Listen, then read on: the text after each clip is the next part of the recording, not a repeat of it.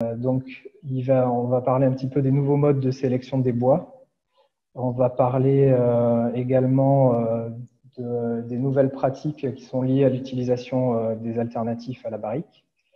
Et on va parler, ce que je vous disais précédemment, de l'évolution des profils boisés et de ce que ça implique, que ce soit en tonnellerie ou par rapport à l'usage des vignerons, notamment pour les volumes des barriques. Voilà, donc là, je vais détailler un petit peu chacun des paragraphes qui vont suivre. Donc, au niveau du premier paragraphe sur la sélection des bois et des nouveautés qui sont liées à la sélection des bois, ce que je vous disais, c'est que ces dernières années, on a surtout une façon de sélectionner les bois qui est un petit peu différente et qui va vers quelque chose de plus analytique. Et c'est ce que je vais développer notamment dans ce chapitre.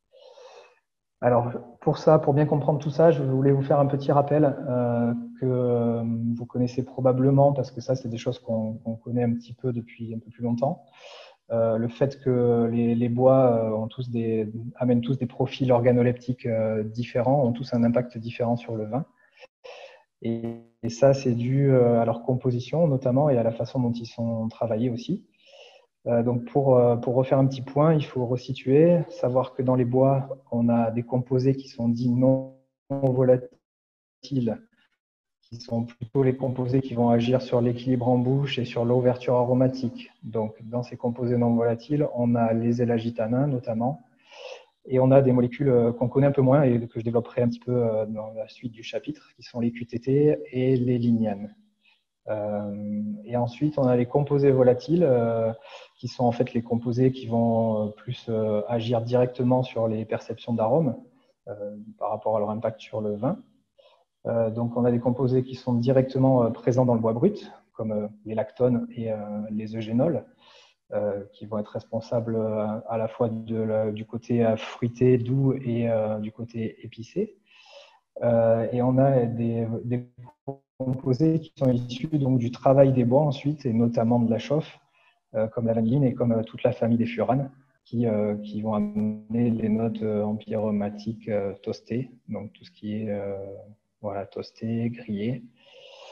Donc ça, c'est un petit rappel, je pense que c'est des choses qui sont assez connues. Donc je vais passer rapidement à la suite. Là, vous avez un petit rappel plus visuel, on va dire, des grandes familles. Ça reste des grandes familles de composés aromatiques. Et ce qui est intéressant de noter, c'est que vous avez sur cette diapo-là, que vous aurez dans la présentation, donc je ne vais pas trop m'attarder dessus, mais ce qui est intéressant de noter, c'est les concentrations et les seuils de perception. Voilà. Et il faut noter que là, ce sont des grandes familles. Mais dans chaque famille, il y a un grand nombre de molécules. C'est-à-dire, par exemple, dans les furanes, on peut avoir de l'acide furfurilique, on peut avoir du furfural, et toutes ces molécules-là vont interagir sur la complexité des bois et ce qu'ils vont apporter au vin.